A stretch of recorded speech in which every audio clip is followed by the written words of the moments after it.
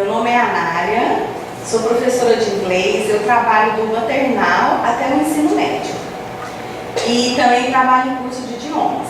Estou aqui hoje para sugerir, para deixar a todos algumas dicas para o Enem. Então, seguindo essas dicas, com certeza você que já tem uma bagagem, já tem um vocabulário construído, adquirido ao longo de todos esses anos de estudo, vocês vão entender bastante essas dicas sugeridas aqui nesse momento.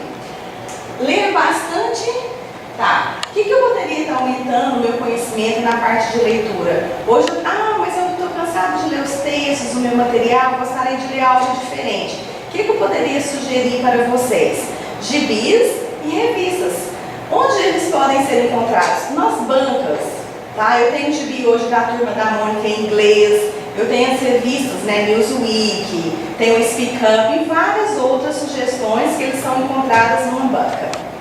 A próxima, atualizar-se com notícias online. Você abre aí, no site, dos jornais online de New York, do Canadá, então são notícias assim, que vocês vão estar lendo realmente o que está acontecendo.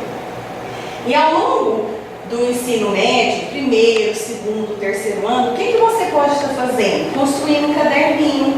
Um caderno o quê? Você traz junto o seu material um caderno extra e você pode estar anotando o quê? Dicas que o seu professor venha a passar na sala de aula. Porque a gente encontra todo o material ali, nos materiais, no conteúdo escolar, mas uma dica que o professor fala, uma ideia que ele te passa, enriquece bastante. Então é super legal você criar esse caderninho ao longo do ensino médio ou em qualquer outra oportunidade.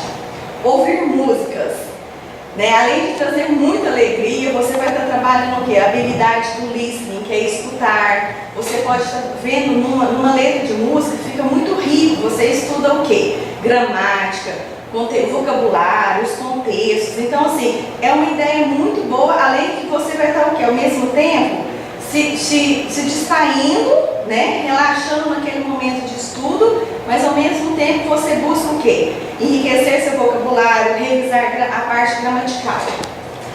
Outra ideia muito interessante, assistir filmes.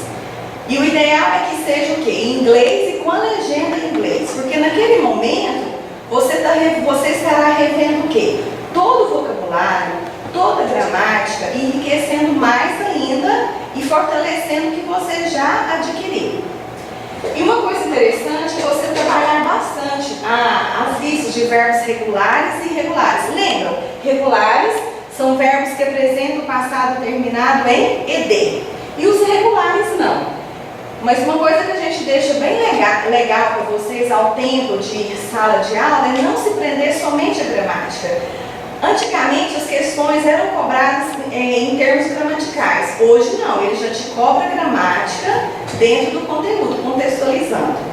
Deixo aqui para vocês essas ideias, são ideias, dicas que nós fomos adquirindo ao longo dos anos de ensino, deixando aqui para vocês. Desejo a todos uma boa prova e sucesso. Muito bom.